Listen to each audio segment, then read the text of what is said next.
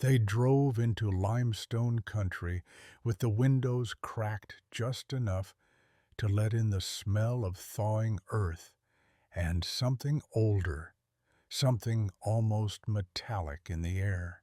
The radio crackled now and then, falling in and out of reception, but no one reached to fix it. They hadn't said much since the last gas station.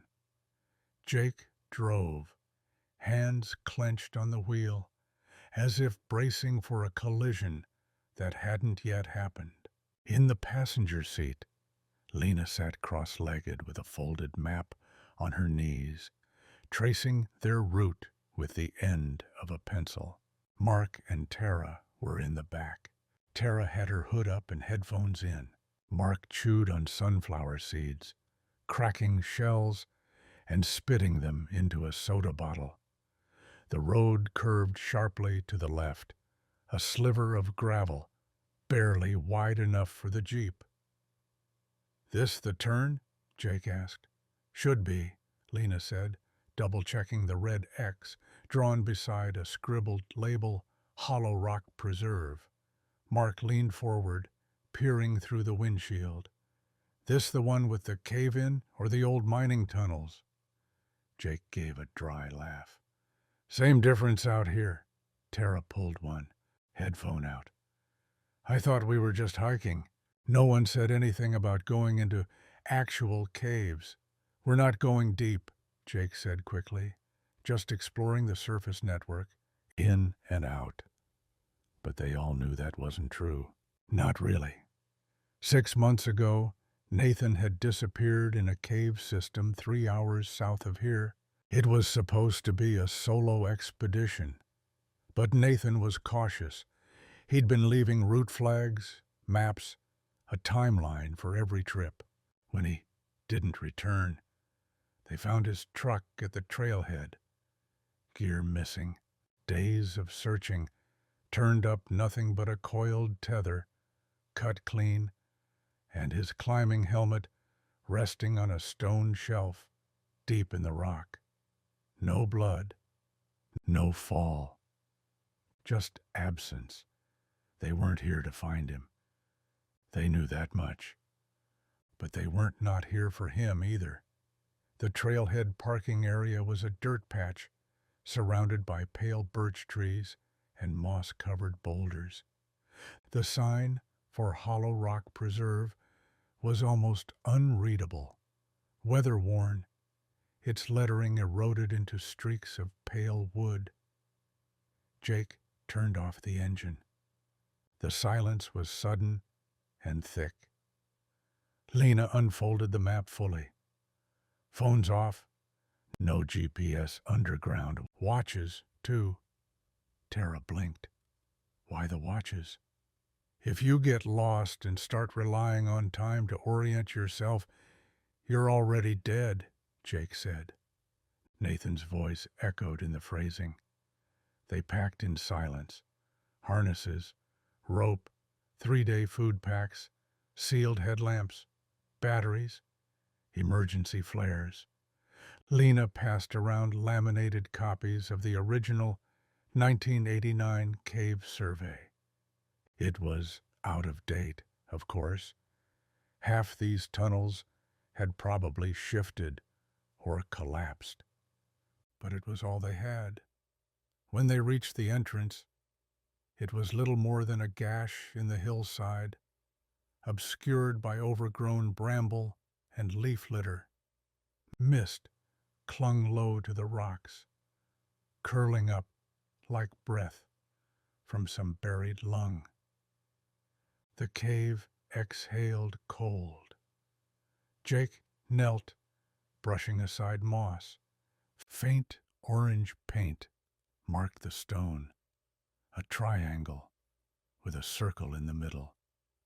A tag left by cavers decades ago. "This is it," he said. "Mouth of Hollow Rock." Nobody moved. Then Lena flicked on her headlamp, and one by one they followed her inside. The first passage was tight and sloped downward quickly. Moisture clung to the walls, the smell of wet stone and lichen thick in their nostrils. Tara muttered under her breath, something about rats or snakes, but the only sound was water dripping from the ceiling.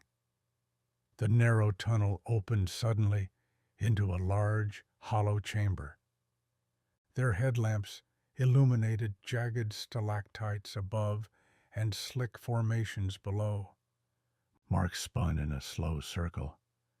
"This is insane," he whispered. "It's like we just stepped into the lungs of the earth." They pressed forward. Jake led, marking turns with chalk arrows and reflective tape. Lena took notes on the map, correcting inaccuracies and sketching new offshoots. Mark wandered ahead occasionally, calling out formations. Tara remained close to Lena, her expression tight. It was around hour 3 that things started to feel off. They reached a chamber noted on the map as Cathedral Hall, though no one could say why it had been named that. The ceiling stretched high above them, maybe 50 feet, and delicate mineral curtains hung like frozen drapes. Their light caught the edges, casting eerie, dancing shadows along the stone walls. Jake turned slowly. "Anyone else hear that?" They all paused. From somewhere in the dark, a low hum, like a vibration, felt more in the chest than heard. "Wind," Mark offered.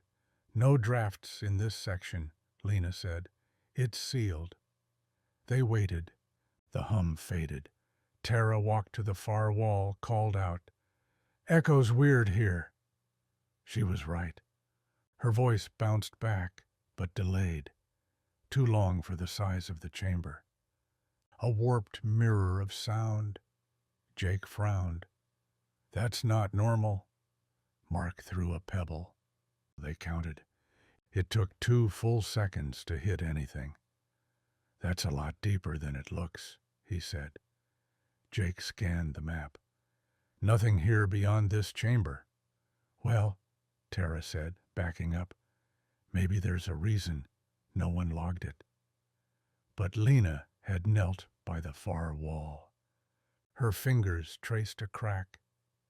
"There's a split," she said. "Feels like a narrow passage. We might be able to squeeze through." Jake joined her. "We're not equipped for tight cave diving." "It's not underwater," she replied, already unpacking rope. "And we're equipped enough." After a short debate, they decided to push it. The squeeze was tight, just wide enough to crawl through sideways.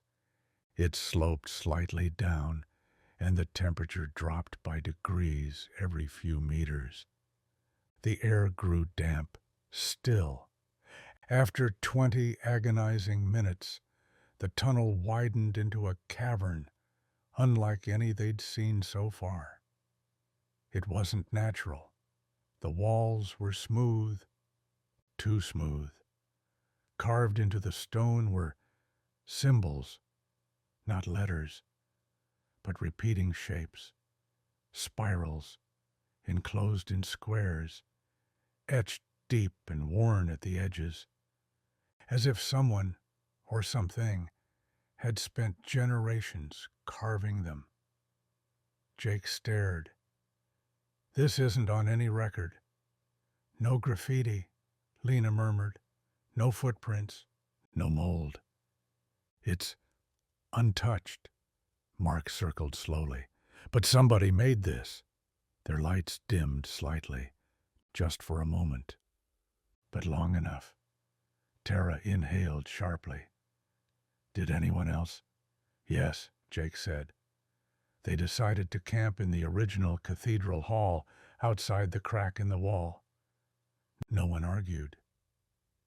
At 2:17 a.m., Lena woke up. There was a noise, a soft, steady, dripping sound. Not water. Heavier, more rhythmic. It echoed faintly, not far. She clicked on her lamp. Everyone else was asleep. She walked to the crack in the wall. Just listened. The dripping had stopped. Then a whisper, barely audible, floated from the tunnel. It wasn't in English, but she understood it, or thought she did. Come closer. The next day, Mark wanted to leave. I'm serious. I had a dream, or I think it was a dream, where someone whispered in my ear, right here. He pointed to the side of his head. They said I'd already been here before. No one else left the camp, Jake said. We all slept. Did we? Tara muttered. Jake wanted to push deeper. So did Lena. They voted. Mark and Tara would return to the car. Jake and Lena would continue one more day. Then they'd meet back at the trailhead. Jake said, We'll be careful. Tara looked at Lena. Just don't go alone. The deeper tunnels were stranger. The natural limestone gave way to basalt. Crystalline patches embedded in the floor sparkled under their lights. Carvings continued. More spirals, some now open, others cracked like broken shells. And then footprints, not boots, bare feet, small, narrow, almost childlike. But the toes were long, too long. Jake froze. These are fresh. No way, Lena whispered. They followed the prints. They led down a slope into a pit, through a passage so dark even their lamps dimmed at the edges. Jake's light flickered. Then they saw it. A figure. Standing still at the far end of the chamber. It looked like a man. Worn clothes. Barefoot. Jake stepped forward. Nathan? The figure didn't move. Lena reached for Jake's arm. Wait. Too late. Jake ran toward him. The figure turned slowly. It was Nathan. Or it looked like him. But his eyes, there was nothing in them. Just darkness, endless and flat. His skin was pale. His mouth opened. He said one word. Leave. Jake staggered back. Nathan, what? But the thing that looked like Nathan stepped backward, into the wall, and vanished. Lena screamed. The lights died. They came to hours later, lying on cold stone. Everything was gone. Backpacks, rope, food, gone. But they were near the cave entrance. They staggered outside. It was daylight, maybe noon. Jake fell to his knees.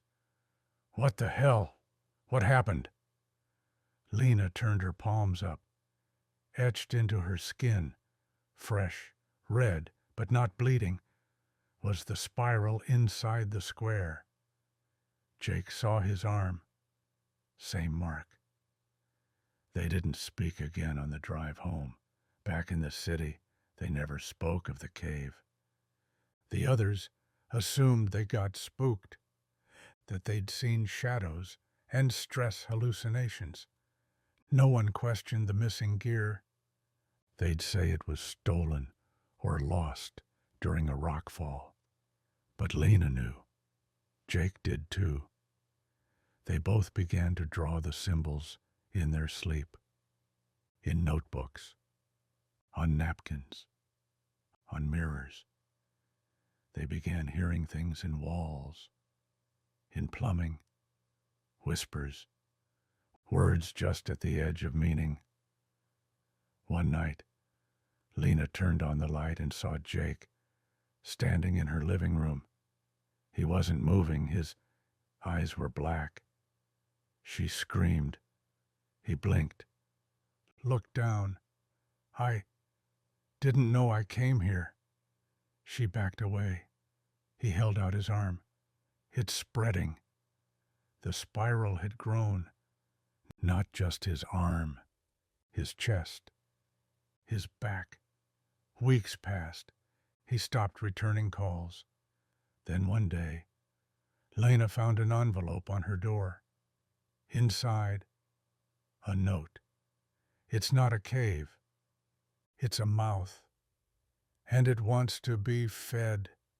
The city never really welcomed Lena back.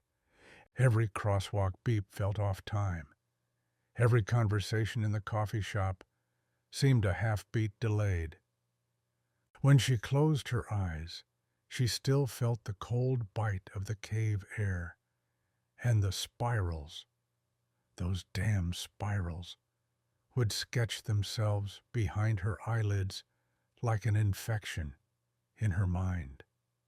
She tried working, tried journaling, even tried therapy, but she couldn't say what was real and what was hallucination. Even now, she wasn't sure if the figure they saw, if the thing they saw, had ever been Nathan.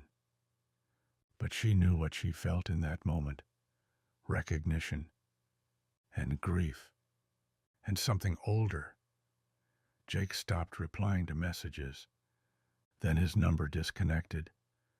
Then his apartment went up for sublease. Lena drove past his building every day. Once she knocked. The man who opened the door didn't know him, claimed the place had been vacant for months.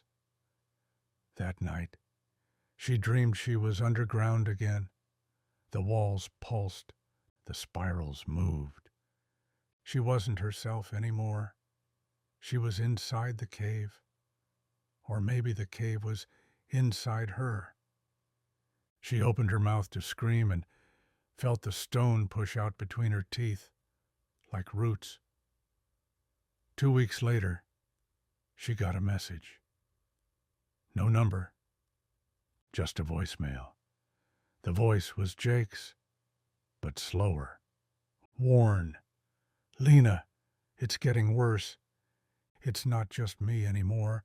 I think I brought something back. Don't go near mirrors. Don't look into still water. And if you hear scratching at night, don't answer it. You have to burn the mark off. The line went dead. She sat frozen for a full hour. Then she did the only thing that made sense. She booked a motel room outside Hollow Rock and packed her old gear. If she was infected, she had to know. And if Jake was still down there, whatever was left of him, then she owed it to Nathan and herself. The forest was silent when she returned. No birdsong, no rustle in the brush. It was spring, but the trees looked sickly, bare branches clinging to a gray sky. At the trailhead, she found the dirt lot empty, just as they'd left it. She stood there for a long time, her boots crunching softly over gravel. The entrance to the cave was still hidden by vines and wet earth. She peeled them back, one by one, until the mouth gaped open, like it was waiting. She turned on her headlamp, took a deep breath, and stepped inside. The darkness swallowed her whole. Inside, time folded. Her steps echoed in ways they hadn't before. The familiar passage now felt tilted, as if gravity had been renegotiated. Her chalk marks were gone. All of them.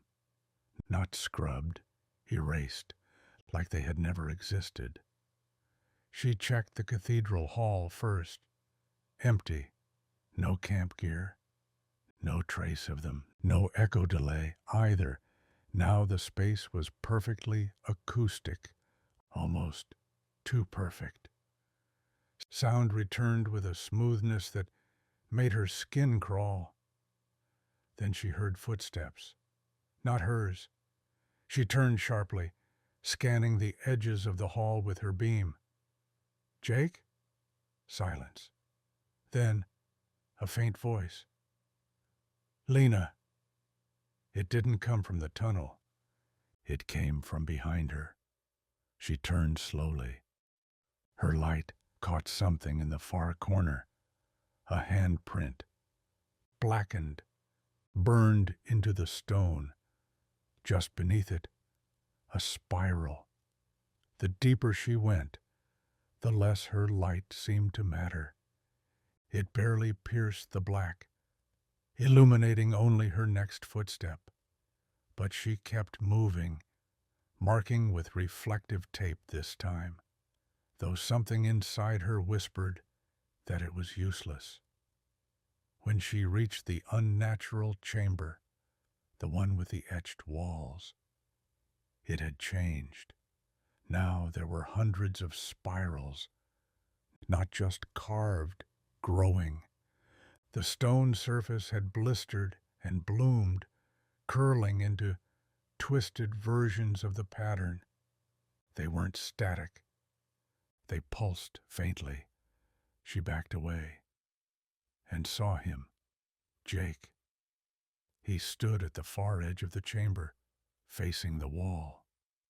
Shirtless, his back covered in the spiral, like veins. Jake, she said. He didn't move. She stepped closer. He turned.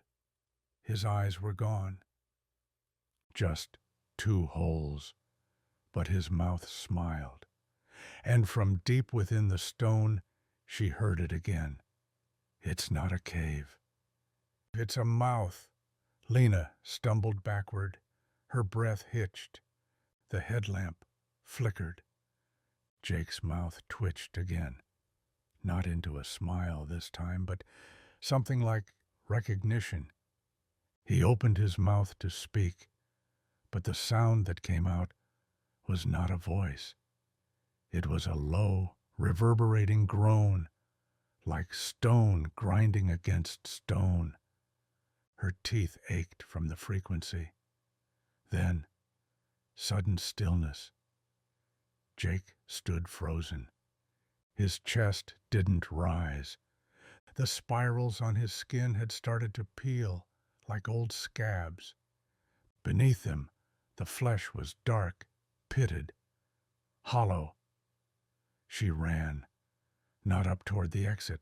She didn't know which way that was anymore, but away from him, deeper, blindly, her hand scraping against damp rock. Her headlamp bounced wildly, shadows lunging across the walls.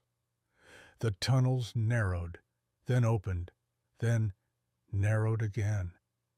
Her muscles screamed. She slipped once, cracked her knee against stone.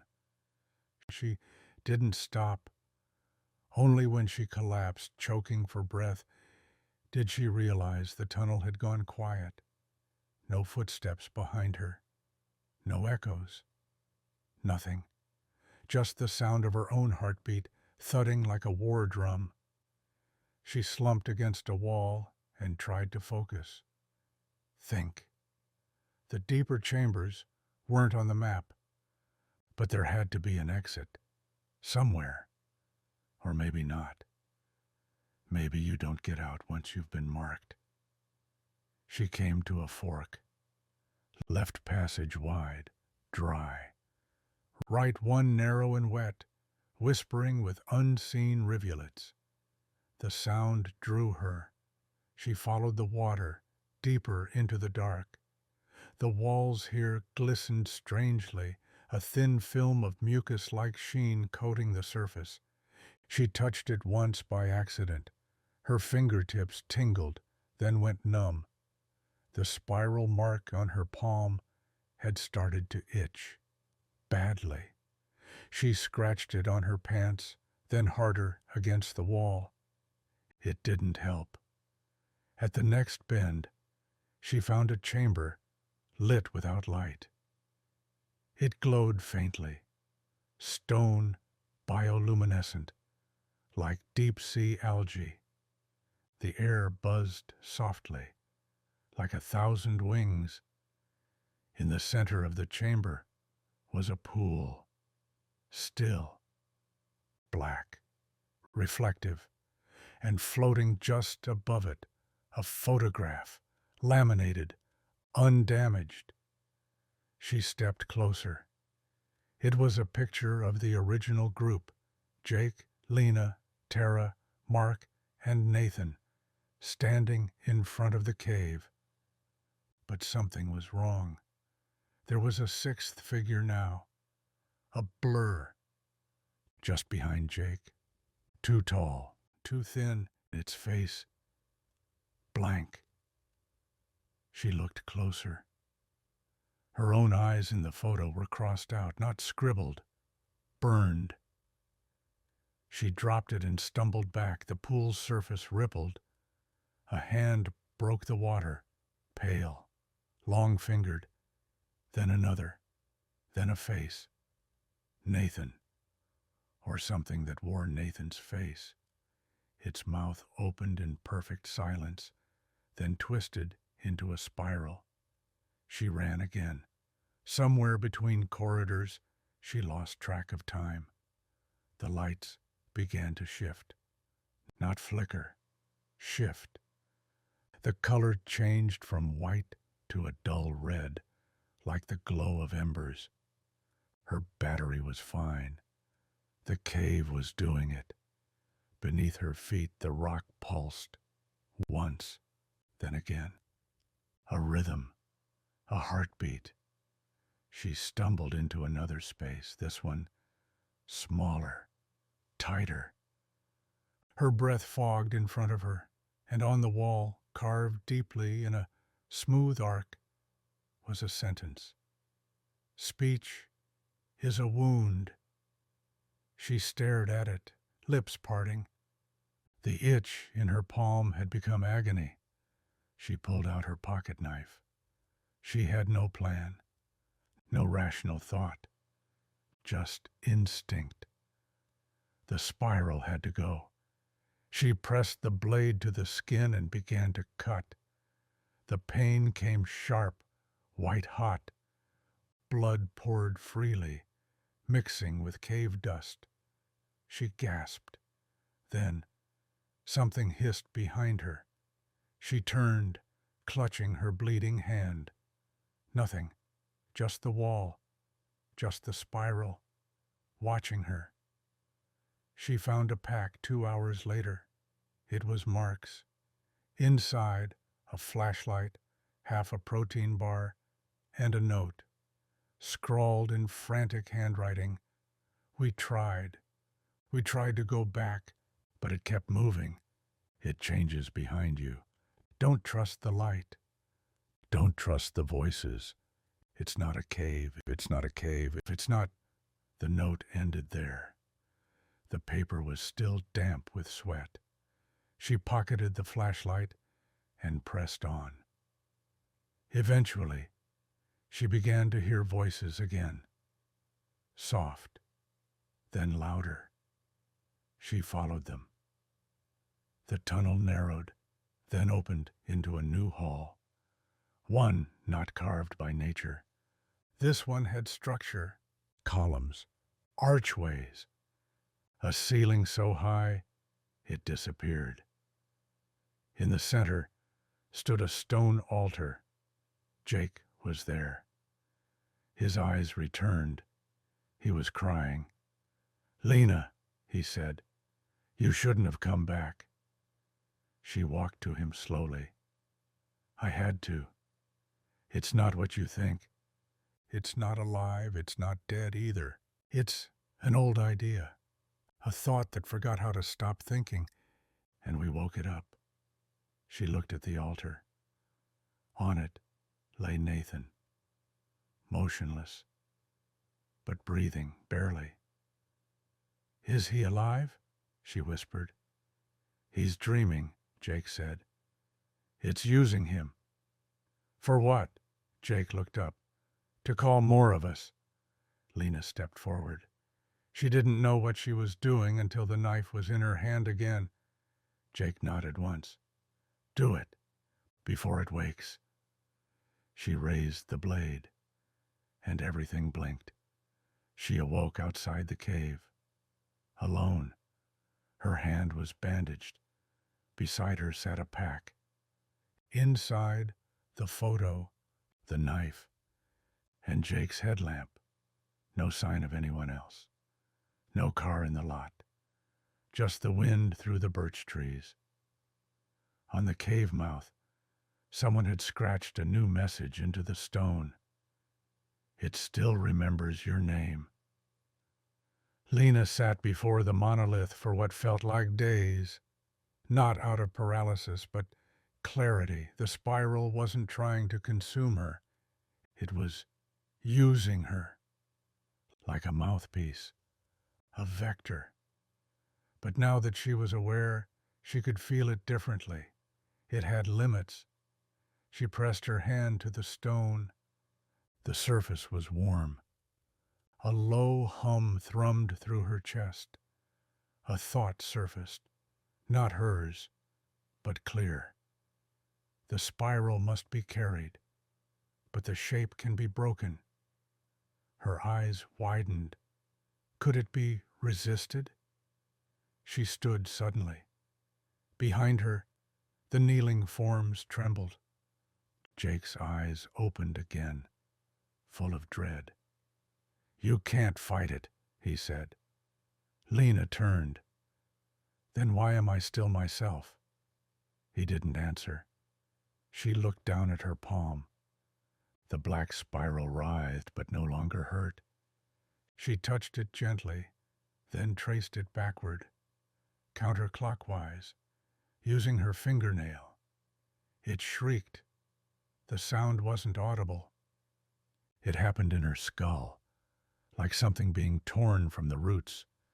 The monolith flickered. Yes, flickered, like a dying signal. Spirals along the chamber walls warped, shrank. Jake screamed. The other kneeling forms cried out in one simultaneous, muffled wail. Lena clutched her head, but didn't stop. She kept drawing the spiral backwards, slower, slower, as if unwinding a scream from the inside. Then, silence. A pop, like a vacuum collapsing. The light changed. No longer that dim reddish glow. Sunlight. Actual sunlight. Lena gasped. The monolith cracked, splintered, straight down the center. Dust poured from it like ash. She turned and ran. This time the cave didn't fight her. Passages opened. Air warmed. The spiral on her hand faded. And when she stumbled back through the original cathedral hall, it looked empty. Dead. Like just another limestone cave, old and hollow. When she emerged into the forest, dawn was breaking. Birds were singing. The trailhead was overgrown. She pushed through brush to reach the parking lot. Her car was gone. So were the signs. So was the road.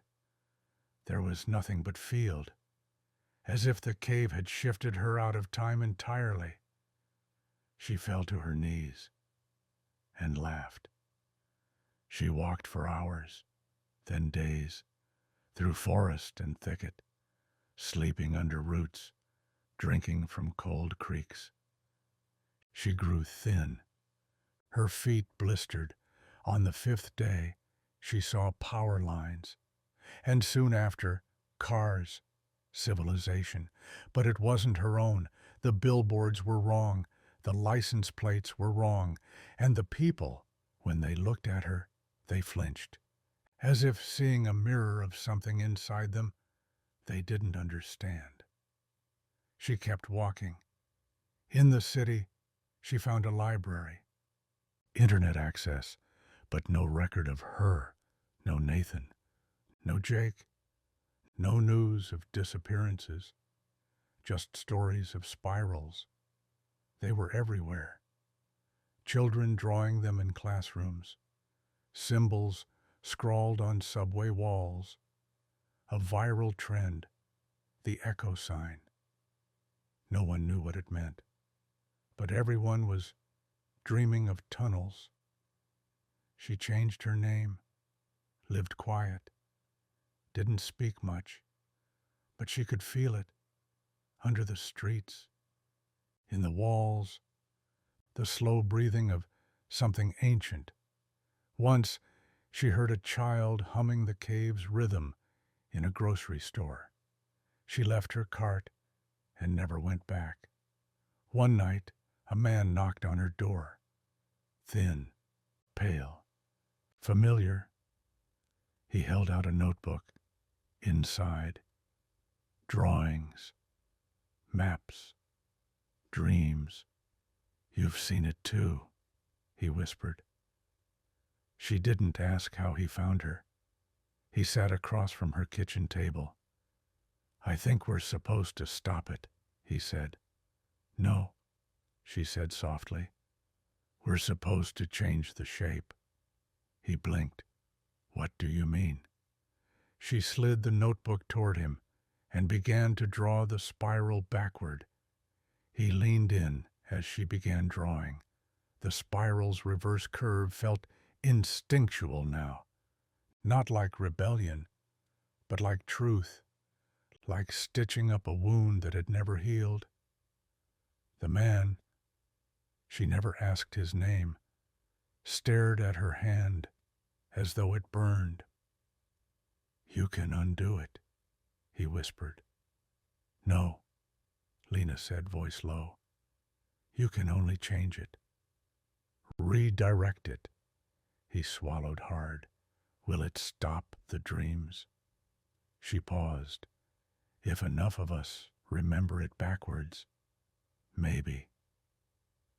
They sat in silence. The city outside buzzed in the early hours, garbage trucks growling, neon signs humming, the distant thunder of trains. But beneath all that, a low pulse. It was always there now. The spiral wasn't gone. It was just watching. Lena closed the notebook. "Tell no one about me," she said. The man nodded, stood, and left. She burned the notebook. In the weeks that followed, Lena changed towns again, used a new name, got a job at a diner on the edge of a quiet highway. But people still found her. They came quietly, one at a time, never speaking of how they knew. Some brought drawings, others brought burns. All of them dreamed of the mouth in the rock. All of them asked the same question: "Is it real?" And she'd answer, "That depends which direction you turn." She kept a small wooden box under her bed. Inside, one smooth stone. On it, a spiral, drawn backward. Some nights, she held it as she slept. On others, it pulsed with heat, and she left it untouched. One night, a child came in with his mother. He ordered pancakes, drew on a napkin While he waited, when they left, Lena cleared the table. The napkin was still there, not a spiral, a circle, perfect, closed, whole. She smiled. A month passed, then two. The diner stayed quiet. The regulars came and went. Truckers, old couples, lost teenagers, and Lena smiled like any waitress should, but she watched for signs. A twitch in the fingers, a far-off stare, the hum in the throat. Sometimes she'd hear the radio static shift mid-song, just slightly, as if something in the background frequency was trying to speak. She stopped using radios. She read books instead, stacks of them. Mythology, geology, neurology, cult behavior. Anything that hinted at patterns, spirals, recursion, subterranean civilizations. But nothing she found ever quite matched what she saw. One book mentioned the concept of an egregore, a thought form given life by belief, a mental virus. Another described mimetic symbology, symbols that infected the mind like pathogens. The spiral might have been both, or neither. Maybe it was older than ideas. Maybe it was the first idea. She started drawing again. Not spirals, but maps. Tunnels that didn't exist. Cities underneath cities. Symbols she didn't understand, but dreamed about. Some nights, she'd wake with dirt under her nails and no memory of leaving the bed. One morning, she found a note slipped under her door. Just a single line. "It's learning your name." There was no signature. She burned it. She thought about leaving again. But where would she go? No place felt untouched anymore. The spiral had gone viral, literally. She saw it in logos, in fashion. Kids with tattoos they didn't remember getting. An influencer claimed it helped with anxiety. They called it the soft eye. They didn't know what they were inviting. Or maybe they did. Maybe that was the point. Lena sat on a bench outside the diner one evening, watching the sun sink behind the hills. A teenager biked past her, humming a familiar cadence. Ba-dum, ba-dum. Like footsteps, or a heartbeat, or stone grinding beneath skin. She didn't stop him. She just leaned back, closed her eyes, and listened.